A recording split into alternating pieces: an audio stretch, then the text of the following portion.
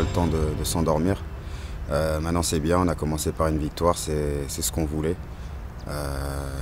Face à une équipe d'Honduras qui n'était pas facile à jouer, qui était très défensif et très agressif par moment. Puis on gagne 3-0, je pense que c'est très bien pour le moral, mais voilà, comme on dit en Coupe du Monde, faut être prêt pour le prochain match. On a bien récupéré et maintenant on a ce gros match face à la Suisse.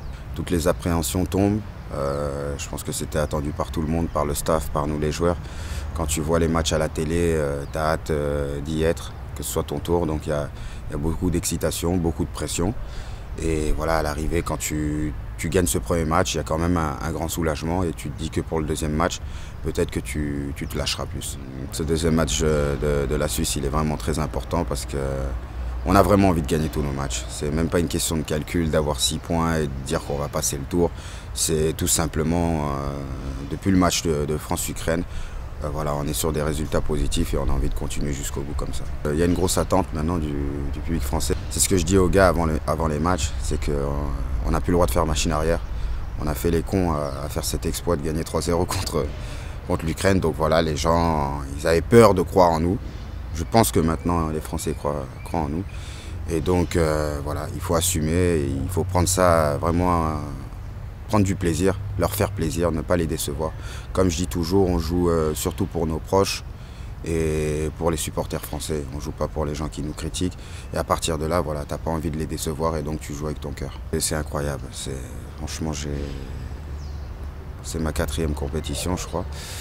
Et voilà, j'ai eu plusieurs groupes, dont beaucoup de joueurs plus talentueux que cette équipe. Mais elle vit très bien. Et des fois, ça me fait peur parce que j'aime pas quand tous les voyants sont ouverts.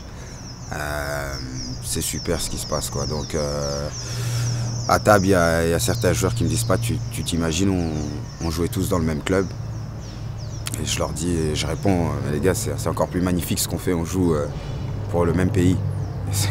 C'est beau, mais c'est vraiment l'ambiance qui règne. C'est vraiment, tu vois qu'il y a des joueurs qui n'ont pas envie que ça se finisse et on est en train vraiment de vivre un rêve.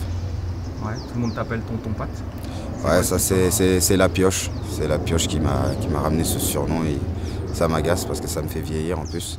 Et non mais c'est gentil et donc voilà, tout le monde l'a un peu repris, c'est tonton Pat. C'est comme ça qu'ils disent. Ça fait vieillir. Non mais c'est pour faire plaisir. Non mais quand il dit tonton Pat, il y a beaucoup de respect. Il y a beaucoup de respect et quand il dit ça, c'est qu'il dit que si je lui dis oui, c'est moi, il dit que là tout va bien, Pat. C'est que là, les gars ils sont sereins. On sent que tu t'éclates dans cette équipe. Ah bien sûr, moi je suis comme un enfant, je l'ai dit depuis le début, il n'y a rien qui va gâcher mon mondial. Je suis comme un enfant de 8 ans, c'est mon 2e mondial. Voilà, j'ai vraiment envie de tout donner, vivre l'instant présent. Donc je profite de chaque minute, c'est pour ça que même en faisant des interviews, j'ai toujours le sourire. Merci Pat. Ouais.